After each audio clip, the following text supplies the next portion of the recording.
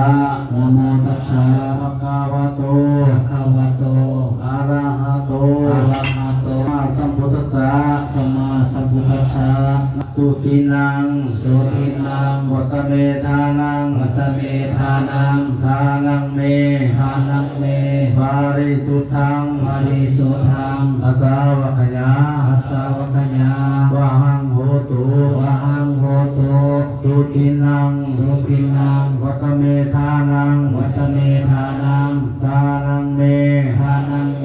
ปาริสุทธังอาสาวะขยา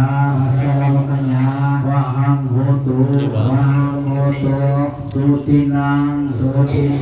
วัตเมธานังทานังเมปาริสุทธังอาสาวะขยาวะหังโหตุอนาคติกาเลพวกขน้อยทั้งหลายยินดีให้ทานการถวายของขอให้จงสำเร็จสิ้นไปสิ้นอาสาวะสิ้นกองกิเลสแห่งเครื่องรองสันดานในอนาคตตาการฝ่ายฝากเบื้องหน้าพ้นเถิดอายุเทติพวกขน้อยทั้งหลายขอให้อายุเป็นทานพลังเทติพวกขน้อยทั้งหลายขอให้พระเป็นทานบารญะเทธาพิภาภิขังพิภาโพสนังปาวันตุเมอิมานิมะยังพันเตบินดาภัตตานิสาปริวลานิภิกขุ มัตตกาปัตตาหารเลย มัตตกาภัตตาหารรับตะเครื่องบริวารทั้งหลายเหล่านี้ถวายแก่พระสงฆ์ขอพระสงฆ์จงหาเครื่องบริวารทั้งหลายเหล่านี้ซึ่งเป็นของจมุนและศรัทธาคือพ่อใหญ่ตงและแม่ออกบุญทาพร้อมด้วยครอบครัวและลูกหลานได้สร้างนามทำบุญได้สร้างพระเขาหาผ้าเพื่ออุทิศถวายดวงวิญญาณของผู้ที่เรารับไปแล้วผ้าที่หนึ่งขออุทิศถวายดวงวิญญาณของพ่อใหญ่ห้าวและแม่ใหญ่ปุ้ยที่ร่วงรับไปแล้วขอจงมารับเอาผ้าที่สองขออุทิศถวายดวงวิญญาณของพ่อใหญ่นินและแม่ใหญ่เอ็นที่ร่วงรับไปแล้วขอจงมารับเอาผ้าที่สามขออุทิศถวายดวงวิญญาณ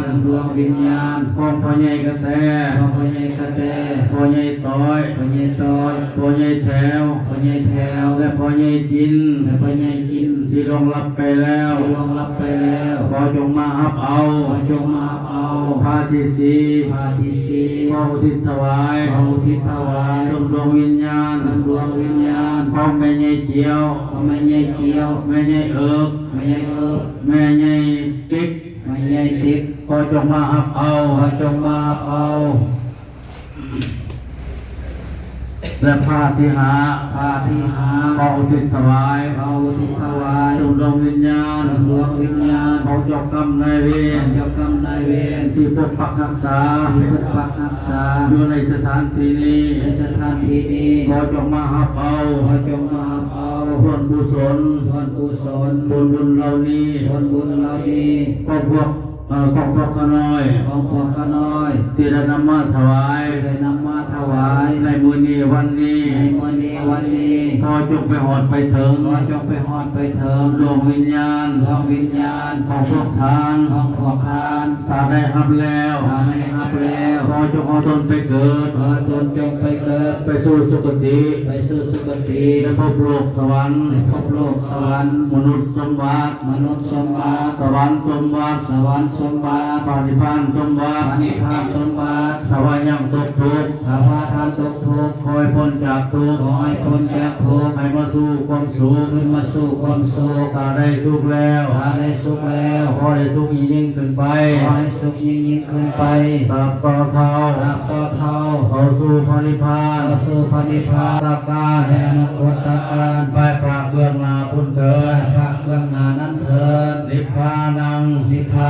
นัง ปรมังสุขัง ปรมังสุขัง นิพพานะ นิพพานะ ปัจจโยโหตุ ปัจจโยโหตุ สาธุ สาธุ สาธุ สาธุ สาธุ สาธุ อนุโมทนามิปิปฏิปฏิปัญญาสัพพะสัจญาสัพพะทุกขวินาศยาปตังพุทธมงคลังปัญญาสัพพะสัพพะปัญญาวนาสยาปตังพุทธมังคลังวิปิติปฏิปัญญาสัพพะทุกขวินาศยาปตังพุทธมังคลังสัพพะยังอรัตนังโรมะ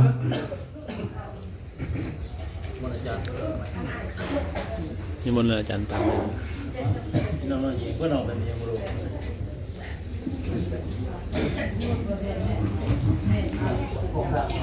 นิมนต์เลย น